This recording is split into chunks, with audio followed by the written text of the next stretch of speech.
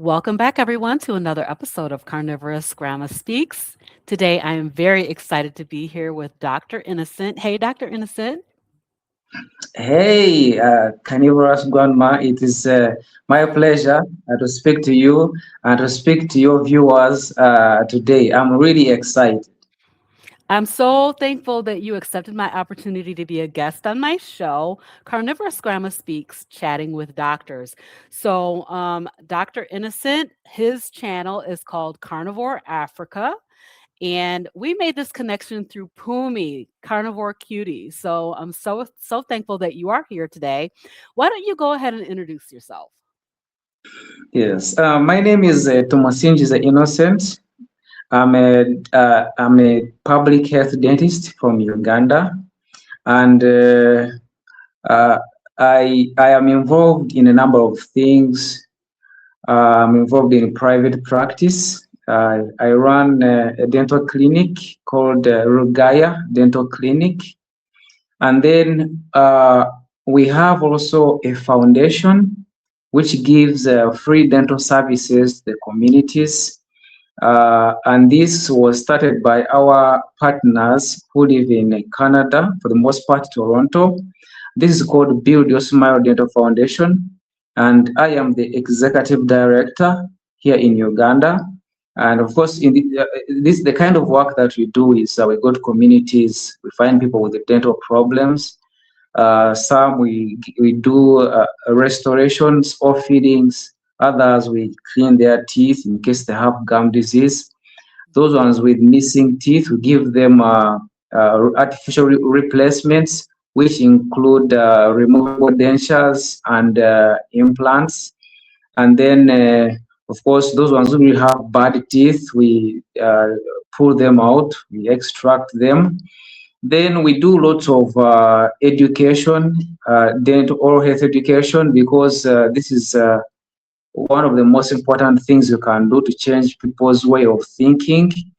And then we do things like fluoridation, especially for the school children, young school children. And according to what they have taught us, fluoridation helps in strengthening the enamel, so that the tooth or the teeth are not easily don't easily decay. And of course, we also support students who are studying to become dentists like me. We have put out so far about 6 ladies. We have more who are still in school. So that is the kind of work that we do. And then, of course, of late, I found a new, I don't know whether to call it a vocation or whatever, uh, but this stuff of telling people about carnivore, which is very, very exciting, which has taken a very big part of my life, which has changed everything around my life and family. And as I speak right now, I have made very, very big, big changes in my life, uh, even in my investment, to make sure that Carnival is a success for me, for my family, and even for the people in my community. So, in a nutshell, that is who I am. Wow. Oh my gosh. What you're talking about reminds me of my daughter's a PA, and she works at a family health center. And when I say PA, physician's assistant for anybody who doesn't know that. um, and that passion for giving back to the community is so incredible. So thank you for everything that you're doing in your community around dental health, because we know that dental health is so foundational to whole body health, right? So that is really, really awesome. Thank you very much for the work that you are doing for making sure that people get their dental health taken care of. I was thinking about a time where I heard about the fact that your, like your toothache could literally be deadly. And, having a tooth extracted or having like a root canal or some dental work done could really, really be beneficial for health reasons. Of course, of course, of course. We have cases where people have died due to dental issues. Of course, not in my practice; those are not my patients. But Okay. the teeth are so close to the brain, and if there's an infection in a tooth, there is a high chance that it can easily reach the brain quickly. And once the infection goes in the brain, it is a fatal thing. So, yeah, of course, infections of dental origin can be fatal, but we do the best that we can to make sure that we help our people. So, I really would like to ask because we're talking about dentistry, how impactful is sugar or the consumption of sugar to our dental health? Yeah, sugar is, of course, as the years have been evolving, we have okay. As I've been growing up, I've been finding out more and more about sugar, and the more I find out about sugar, the more I know that this is a poison which no one should be playing or toying with. As I speak right now, there is no sugar in my house. Mm, It never gets there. The kids, they know that sugar is not something that they have to play with. Sugar is really, really dangerous for the teeth, of course, for the whole body. But for the teeth, of course, because once you are consuming sugar, it first interacts with the teeth before it goes to the rest of the body. And the science we know is that we have bacteria in the mouth and all over the body, what you call uh, the gut buddies, or it's supposed to be a friendly bacteria as long as it's where it's supposed to be. Once the bacteria is where it's supposed to be, then it has no issues. But once someone consumes sugars, whether candy or cake or whatever it is, of course there are sugars which are more dangerous than the other. The refined sugars, those ones. So once we eat them, they stick on the teeth, because we know that the teeth, especially the molars, they don't they are not they are not flat. They have depressions. They have like what well, it's not flat on the tooth. If I mhm, can explain for the normal people to understand. So there's where sugars stick, and once they stick there, the bacteria in the mouth will go and eat on the teeth, on the sugars which are remaining, which are stuck on the teeth, and then as a byproduct, they produce acid, and this acid is just the same as it's more like the acid which is in the batteries of the vehicles. wow. So the acid, anything acidic will destroy anything which is mineralized. So the enamel of the tooth is full of minerals. So once the acid is there on the enamel for a long time, it wears the teeth and produces the cavities, and of course continued decay now and again causes the holes to get deeper and deeper at the time when someone starts feeling the toothache sensitivity, whichever comes first. So there's so much I can talk about the sugar, but it is really detrimental to our teeth, and nobody should be taking sugars.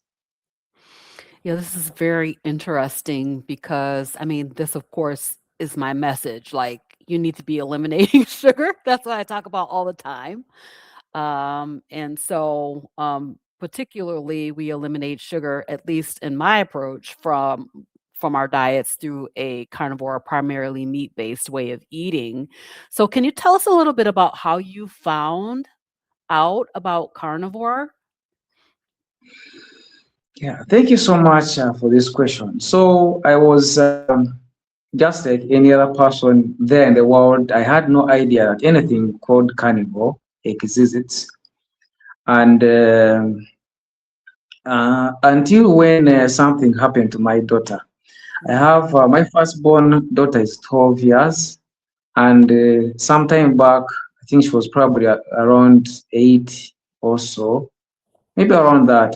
She used to complain of abdominal pain, and this pain was on and off. It was on for a very, very long time. We visited the clinicians. They did investigations. They would say the test would show that she's having peptic ulcers. She would take medication, and after taking the medication, the pain would come back again. So it was on and off, and I didn't know what it was until one day when she was at school. They called me and they told me, "Your daughter is not breathing properly. Your daughter is gasping. Please come and do something." Mm. So I reached her school and found her in a state that was I never seen her like that, and I didn't know what it was. So I quickly took her to a nearby clinic, and then they diagnosed her with asthma. Mm. And then they gave her an inhaler, but immediately, of course, they used something they call a nebulizer. Nebulizer is it's medicine which they use to help people who are not breathing properly as a result of asthma, and then it gives quicker results anyway. It's more like oxygen or something like that, but with the salbutamol. Usually the medicine they use is called salbutamol. Mm-hmm. So after that, when they told me that she has asthma, I wasn't surprised, because even my late father died in, I think that was 1997 or so. He also had asthma, and he had lived with it for a long time. So I started preparing myself mentally, psychologically, emotionally, to raise a child with asthma. But what changed everything is that the inhaler which they gave her was not working. It would Mm. not work properly. She would get attacks, and then she would use the inhaler, and it wouldn't work. My goodness. And the attacks would start after she has eaten something. It was not coldness, it was not dust, it was not pollen, it Mm. was food. Wow. You eat, let's say, sweet potatoes, and then about 30 minutes later, she gets an attack. She eats, let's say, pumpkin seeds or an orange or a mango, and then she gets an attack. And this was disturbing. I didn't understand what this was. So almost every evening, I would take her to a clinic, and every time we would go, we would find when they are ready for us with a nebulizer ready. But then when this inhaler was not working, I asked myself that what if I travel? What if I'm not around? What if her mother is not is gone somewhere and the inhaler is not working? This means that she's going to suffocate. So I tried to look for remedies, herbal remedies. I went to YouTube, then I would type in things like herbal remedies for asthma, and then they would bring, try this, try this. But then later on, I came to find about people saying, "Oh, I had asthma, and then I did the carnivore diet, and then the asthma stopped." And then also when we were talking, they also started talking about my conditions. Okay, they talked about my daughters, that was asthma. But then, it was amazing how they would talk about a single thing handling so many conditions, so many conditions. And I was like, how can this happen? Because even when we are training, we meet, is not something which people need to get close to, because meat is associated with all sorts of things, Yes. with with the cardiovascular problems, with gout, with all sorts of things. All theories, all myths are there. Even medical, they say you cannot eat these things, meat, because it has issues. So they would say meat. I ate meat, and then this disappeared. People would talk about joint pains. They would talk about gout flares. They would talk about migraines. They would talk about issues to do with the sight. It was too much. So those coaches, I really didn't believe them that much. But then I somehow looked in the comments, and those days I never used to go to comments. I didn't know Mm-hmm. so much about comments. I didn't know so much about YouTube. I just knew a few things about YouTube because in the pandemic, I tried to learn some skills. I was trying to do 3D animations, and I was learning that through YouTube. So that is for the most part, that's what I knew, but not in the comment section. No. So in the comments were so convincing. So anyway, through my daughter's condition, that's how I came to know about the carnivore diet. Wow. Was there any one influencer, or was it just kind of a conglomeration of all the different things that you saw that impacted you to try it with her? So first of all, this was step by step. It was not the first influencer was not 100% a carnivore. There is one of the doctors who is a nutritionist. He's called Dr. Peter Osborne. Mm-hmm. So for him, was not really talking so much about carnivore, but he was talking about the fact that people can react to food. People can things which were happening to my daughter. He was saying that people can eat and then start reacting to foods due to glutens, due to all these things. So when I heard about that, it was ringing my bell. I was like, this is what is happening to my daughter, because the foods which she was reacting to, they were not her problem in the past years, but now they are her problem. So I tried to dig deep. I would listen to him.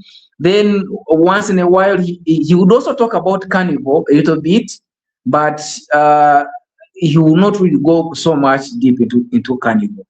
But then later on, I came to also start. I mean, like once you listen to one influencer in the comments, you hear someone also talking about other influencers and others. So a network started building up to when I started learning and knowing about people like Professor Ben Bickman, like Dr. Eric Westman. There's another one called the Stephanie Keto Person. Yes. She's also an advocate of the keto. For the most part, is keto and carnivore and so many others. So that's how I came to know about the influencers.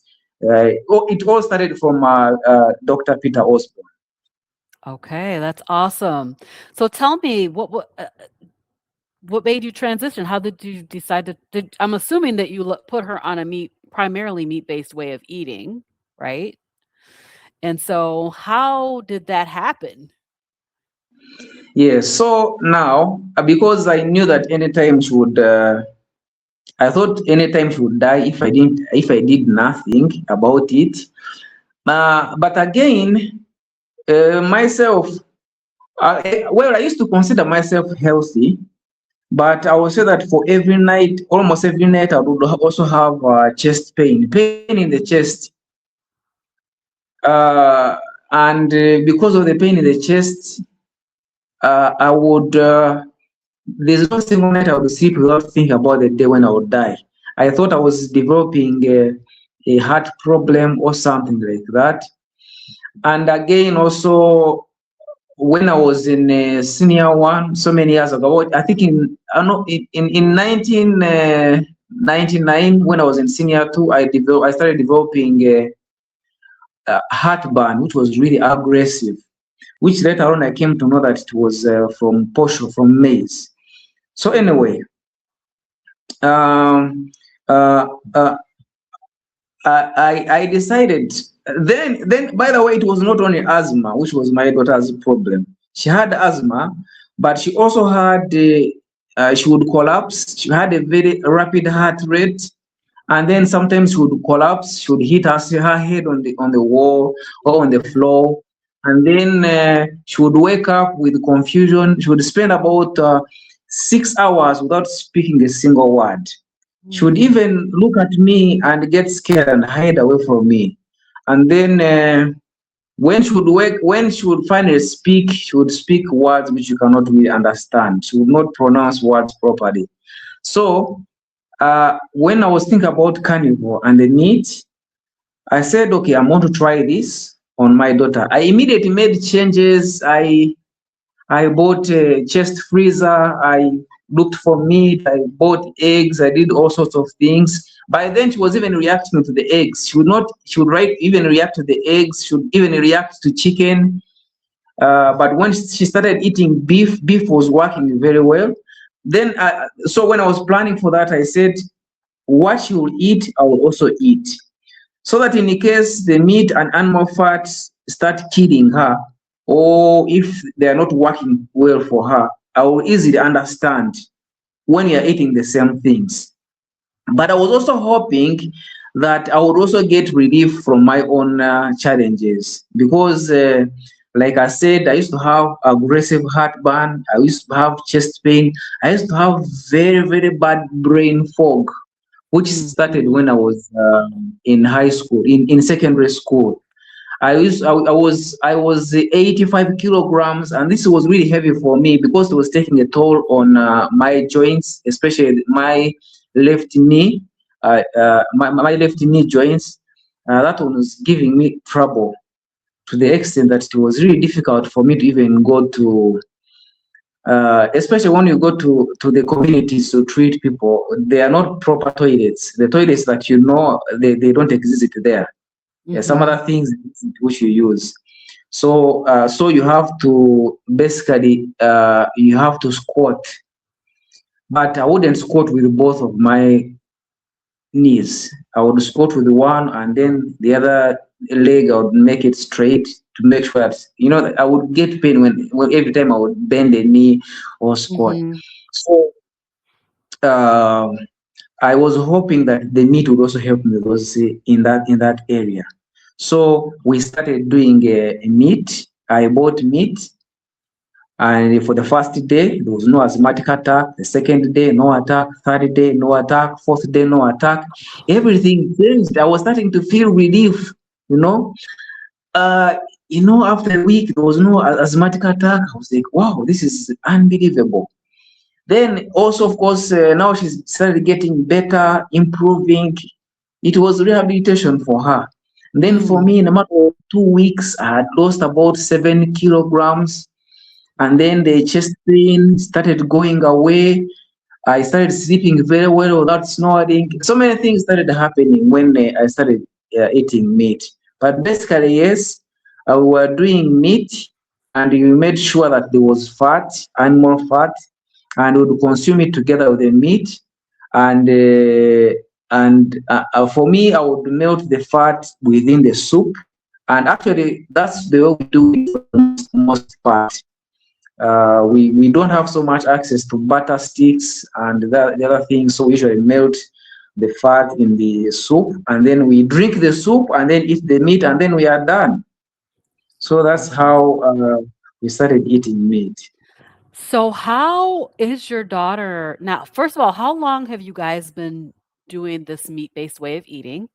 And then how is she doing now? So now so far I've done it for about 2 years, and the same thing applies to her. Be, of course, before that, before I knew about carnivore, we were eliminating some foods. According to Dr. Peter Osborne, there are some foods they were telling us to leave, things like sugar, things like milk. We started eliminating some. So at first, I knew that some foods you can eat, others you cannot. But later on, I came to know that after all, these are plants, these are carbohydrates, and these things we cannot really eat them. Yeah. Um, but now, as I speak, my daughter is okay.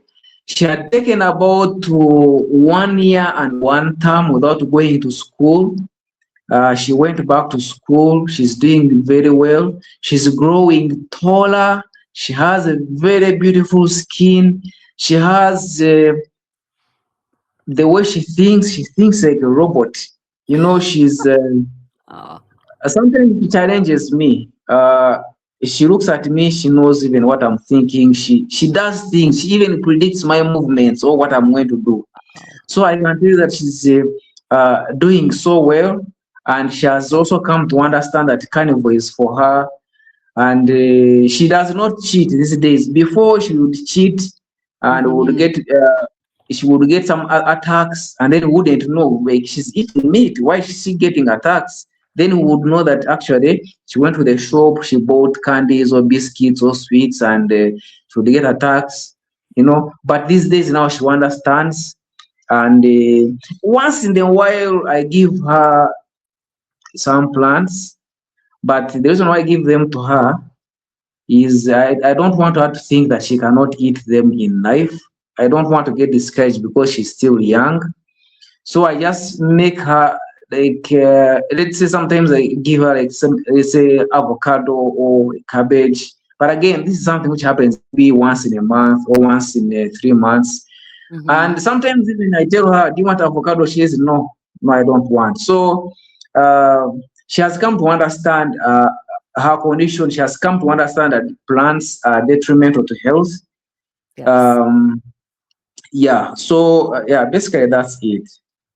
Good for her. I think that as we all learn, I think with our when we're transitioning or we're going to a primarily meat-based way of eating, we realize the things that we incorporate do impact how we feel. And so good for her for learning this early. It's going to be a game changer for her life, to just know, like, she knows what she should be eating. So that's really good, and I'm happy for her. That's Yeah. awesome. Yeah. Yeah, of course. Of course, you know that once you go carnivore and then you eat plants, and anytime you eat a plant, you easily know what harm that plant can bring to your body. Right. That's when I know myself. For example, I came to realize later on that what used to bring me the pain in the chest and in the heart was A1 dairy, the dairy milk from the Frisian cows. Mhm. I came to know that. And then later on, I came to know that when I eat onions or tomatoes, then I start getting blisters on my toes. Actually, that's one of my challenges which I used to have before I was carnivore. I never used to wear closed shoes for 3 days in a row, or Wow. else I would start getting blisters. But when I went carnivore, now I can wear shoes. I can wear shoes for a whole week, and then I'm okay. So once you go carnivore, you know that once you eat, and then once you go carnivore, pure carnivore, and then you eat some plants for some number of days, you easily know what kind of problem that plant will give you. Exactly. I mean, that blistering thing sounds familiar because my issue, well, one of my issues was this dyshydrotic eczema, mine on the hands. And come to find out that the dairy and certain plants, peppers, and those kinds of things. But I also dealt with really, really severe anxiety, and the things that were causing that anxiety were like lettuce, mint, leafy things that would not be expected, but it really, really caused some severe debilitating anxiety for me. So, switching to meat-based way of eating really will help you understand what are the things that are causing your problem. And as you Yeah, said, so many problems, like almost anything you can think of. Crazy. yeah, yeah. You know what the carnivore can, it changes so many things. If you talk about anxiety, I can remember, for example, for me, it changed my mood altogether. I like telling people, I was so irritable before. The things would irritate me, and I would know that by the way when I'm driving. Here in Uganda, we have people who drive motorcycle taxis. We call them border border. These people, they drive in the most unthinkable way you can think, the most annoying way you can think. They crisscross. They can drive ahead of you, and they do all sorts of gimmicks. For example, they put their legs in the air. They do all sorts of things at night. if they're driving towards you in the dark, they will, if they are two, they hold hands together and they want to give an impression that it is a car which is coming towards your direction. But once you reach them, you actually find that these are two motorcycles and the drivers are holding their Oh hands in my the middle of the gosh. road. They do all sorts of annoying things. So they will do stuff, and I would feel like parking the car and chase them and fight them. I would feel like doing that. But after going carnival, my mood changed, and once whoever people drive whichever way they want to drive, and I'm not even bothered at all. So I have seen that carnival will balance life. It will balance hormones, it will balance electrolytes, it will balance the body, and everything goes in the right place. And people, I mean, the body functions the way it's supposed to function. That is awesome. Yeah, I mean, we hear that all the time about the mood changes, like alleviation from depression and anxiety and all kinds of mental illness. Just a myriad of things that carnivore can really touch. I would love to hear about how your change in way of eating has impacted your family, other people in your traditions and those types of things, your traditional foods and the ways that you eat there in Uganda. Of course, when I found carnival, I want to influence every other person. With my family, within my family, it is me and my daughter.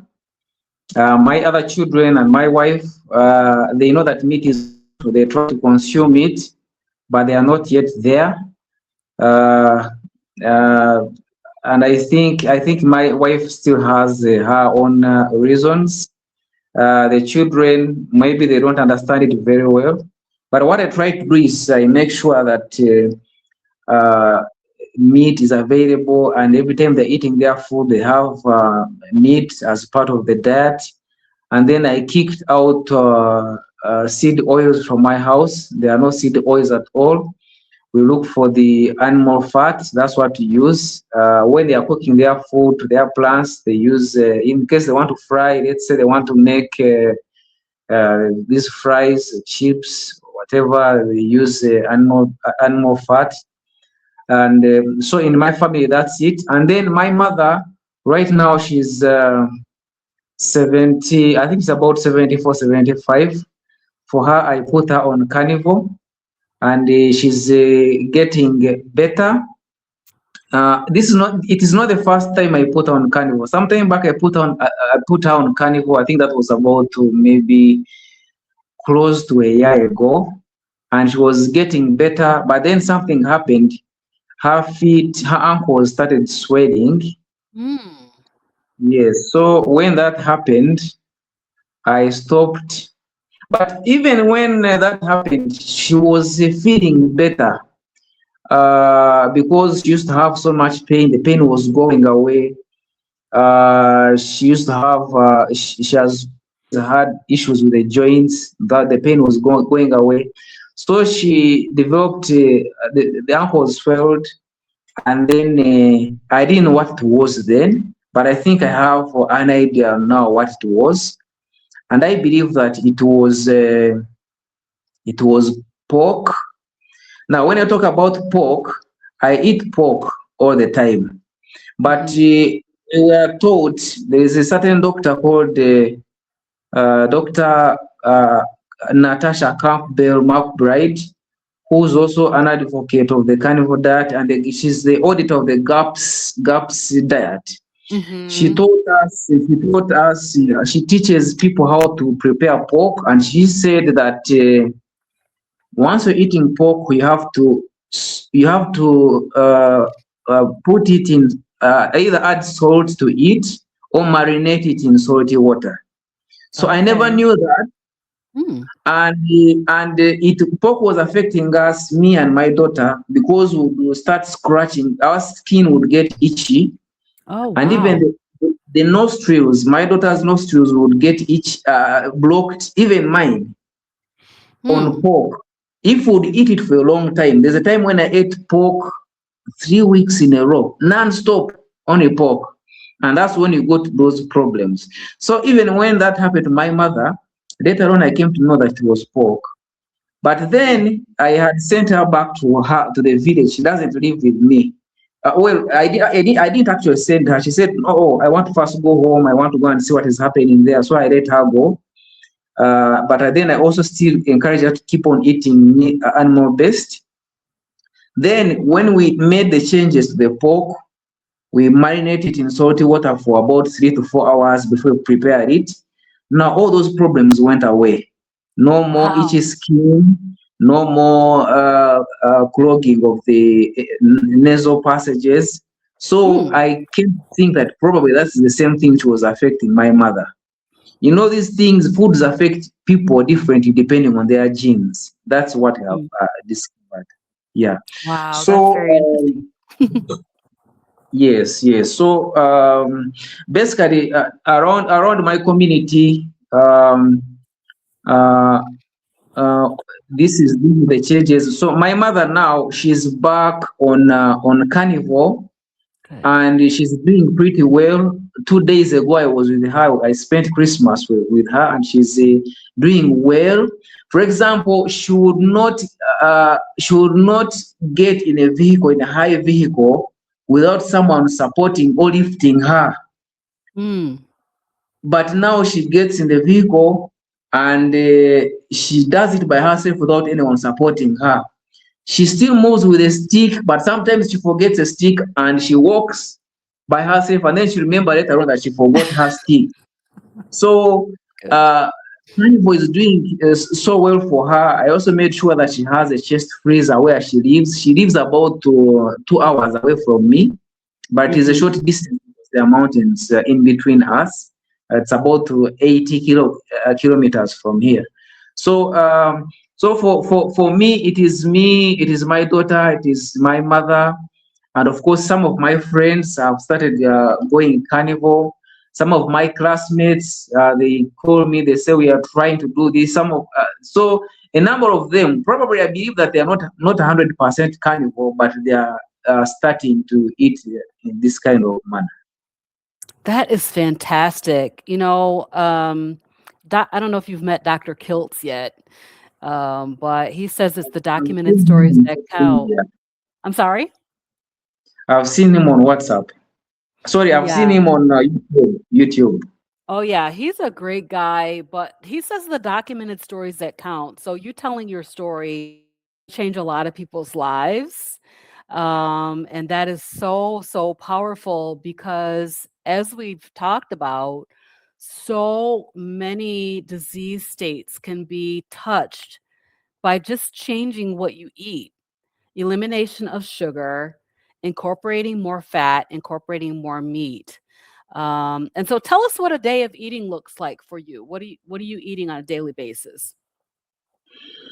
Yeah, so for the most part, I'm eating beef, and I usually buy it in bulk. I usually buy like a young animal, a young cow, and then I chop it in pieces, put in a freezer, eat that. And then I like using tallow. I like using cow ghee. Mm, I usually first consume fat. I usually have 2 meals in a day, breakfast and dinner, and that is usually enough. When I'm traveling, I can even have just 1 meal, and that is enough.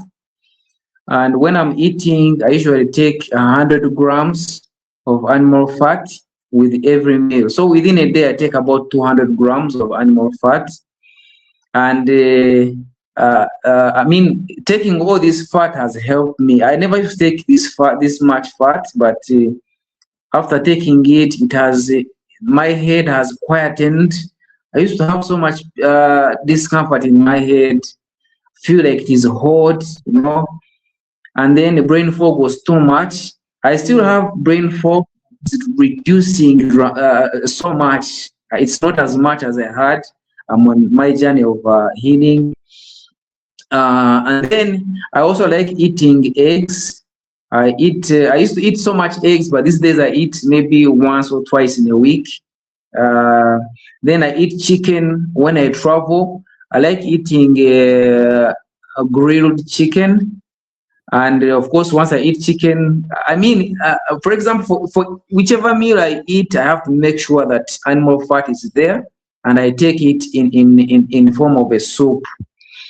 And maybe I should also use this chance to speak to your people who are maybe sometimes there are some things which are discovered, especially with butter, and I know most of the people, your people, probably use it. Butter, when it is from A1 dairy, was problematic to me. It started giving me back the chest pain, which Mm. milk of the A1 dairy would give me, even butter would give it to me. But then I learned how to deal with it. The same time, the same thing happens with the cow ghee. Cow ghee, if you get cow ghee from again from the A1 dairy, it still gives you the same problem, chest pain. It gives that to me. So what I do is that I usually melt the ghee or the butter and add a little rock salt. I don't know whether they have that one in the US, but we Hmm. have rock salt. Once I add rock salt, that element which causes problems to people Wow. needs to go away. For me, it went away. So in case I don't know about the source of the cow ghee, if I don't know whether it is from A1 or A2, I always add rock salt and I don't get issues. So maybe some of your viewers might find they take butter, but they still have problems. Things are not going away. It could be that. But if the butter is or if the ghee or the butter is from the A2 dairy, like the Jersey cows, like you should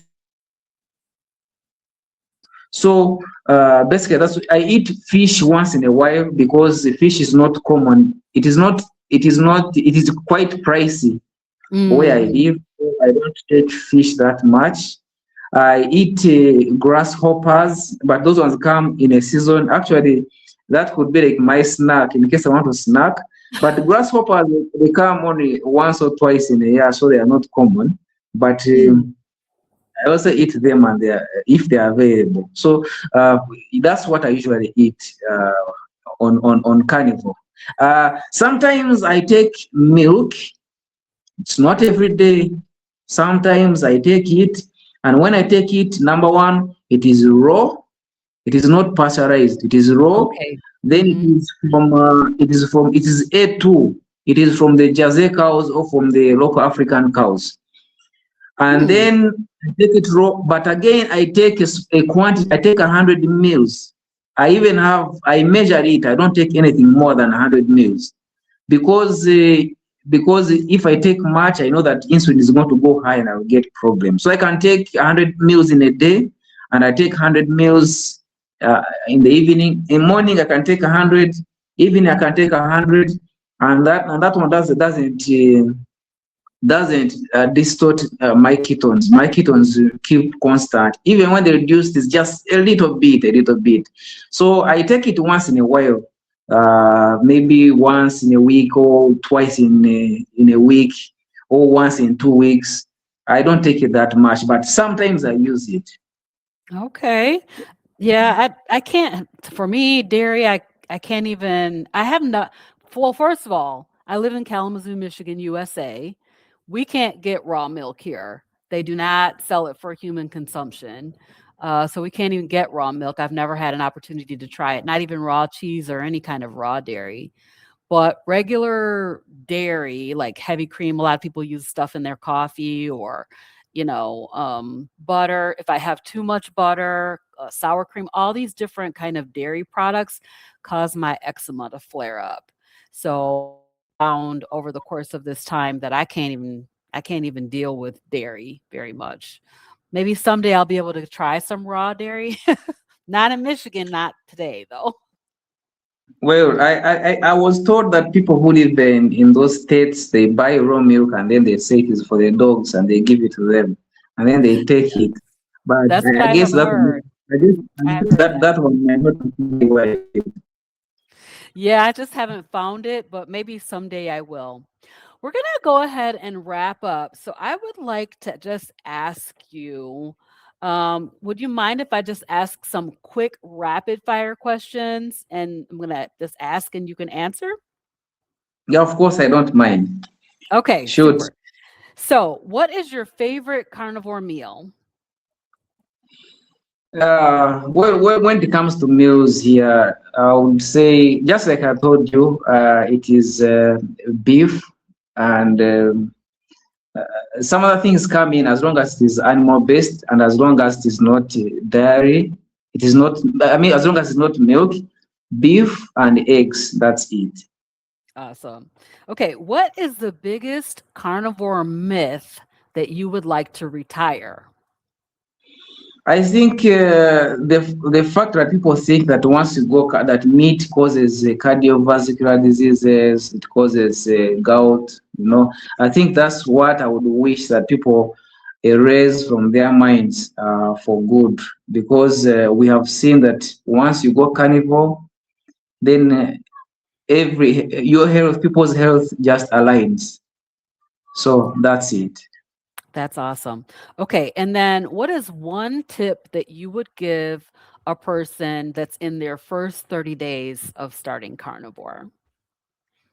I think I would say if you start carnivore, um, if you think about starting, then start. But then after starting, you need to plan. And I would say that I think let me speak in the African context because I understand it better. You need to plan because sometimes it is difficult to buy meat every day. So you have to plan. If you don't have a chest freezer, make sure that you find it. And plan so that you are going to have a steady supply of meat and animal and the other foods which you need. You plan so that in the case you travel, you have access to what to eat, so that you don't fall back on plants and things which you wouldn't want to fall back to. And then I would say make sure that you are in ketosis. I would advise people who are going carnivore to ketone meters. We have these breath ketone meters. They're not really common here in Uganda where I live, but I imported one, and I believe people who need them, they can find them. But it is very, very important to know that you are in ketosis, because if you don't know, people have a tendency of eating meat, but they don't take enough fat. And if you're not taking enough fat, you're not going to have enough ketones. And if you don't have enough ketones, things will not work out for you. You're going to start getting bad sleep. You wake up in the middle of the night, you keep awake, you get issues, so many issues. Like the body doesn't stabilize. So it is important to be in ketosis, and don't fear fat. Don't fear animal fat. As long as you have gone carnivore, as long as you're not eating carbohydrates, it doesn't matter how much fat you eat. Eat as much as you feel you can take, and then the body only absorbs what it needs. What the body cannot absorb, it gets out together with the stool, or it could be some harmless diarrhea, but it all works out very well. And then I would say also, once you go carnivore, have a community, have some people to speak with, because you can get challenges. Sometimes you don't have the answers, but once you have people to speak to, they will tell you their experiences. Maybe they are going through a problem or a challenge which you're going through a problem which they also went through, and they can advise you and they can help you make it easy for you.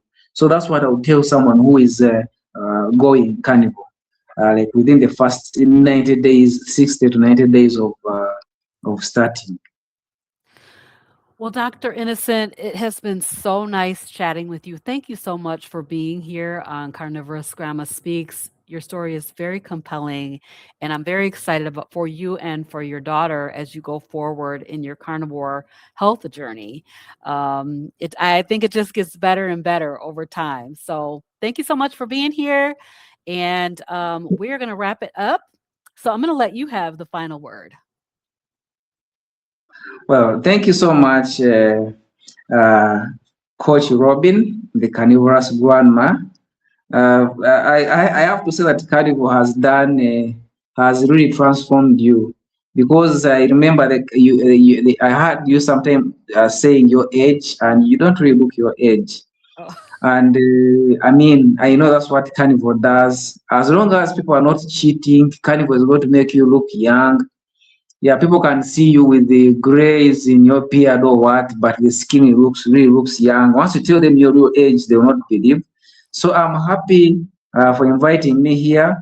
Thank you for helping humanity, and it is my prayer that more people will find carnivore, because I've realized that once people find carnivore, they even become thankful to God. They are not judging God, but these ones who are not found carnivore, diseases are disturbing them, and then they blame God. They say, "Why God? Why me? Why me?" But now, if this message keeps on going to people, the way you're doing it, because now this is going to help people hear my story, and my people also hear your story, and more people keep on learning about carnivore. And as the years go by, people are going to beat disease. They will embrace carnivore, and then disease will go away from them, and they're going to live more and better productive life. So thank you so much for having me on this show. I would say anytime you ask me again to come, I'll come running to this show. Thank you so much. thank you, Dr. Innocent. All right, you guys, we will see you next time. Bye, everybody.